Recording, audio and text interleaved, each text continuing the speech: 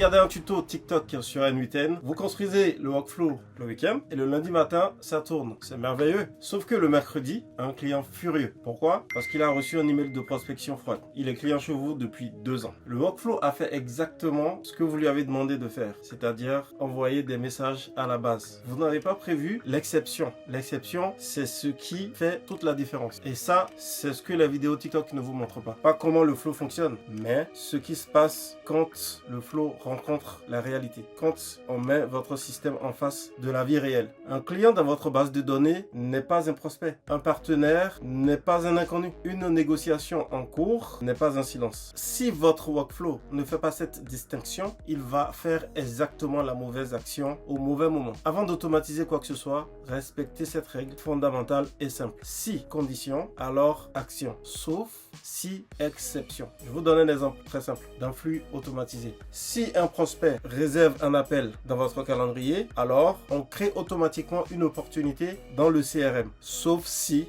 le prospect existe déjà avec un deal ouvert. Vous voyez, là, il y a bien une condition et une exception. La condition ici, c'est un appel réservé. L'action, c'est la création d'une opportunité dans le CRM. Et l'exception, ne rien faire si le deal existe déjà au nom de ce client-là. Beaucoup d'automatisation exploitent plutôt ce schéma. Si X, alors Y. Mais les vrais systèmes robustes sont construits comme ceci. Si X, alors Y, sauf dans les cas où le contexte change. C'est là qu'on passe d'un gadget à un vrai système architectural opérationnel. Et c'est ça qui fait la différence entre un système qui tient et un système qui casse. Je vous donne un contre-exemple. Si à la place de faire le système qu'on a décrit tout à l'heure, on se dit on va automatiser celui-ci. Si un prospect réserve un appel, alors on crée une opportunité dans le CRM. Et on s'arrêtait là. Ça paraît simple, n'est-ce pas? Mais sans exception, on aura des doublons, des commerciaux qui vont se marcher dessus, un pipeline qui va être pollué, un mauvais reporting, etc.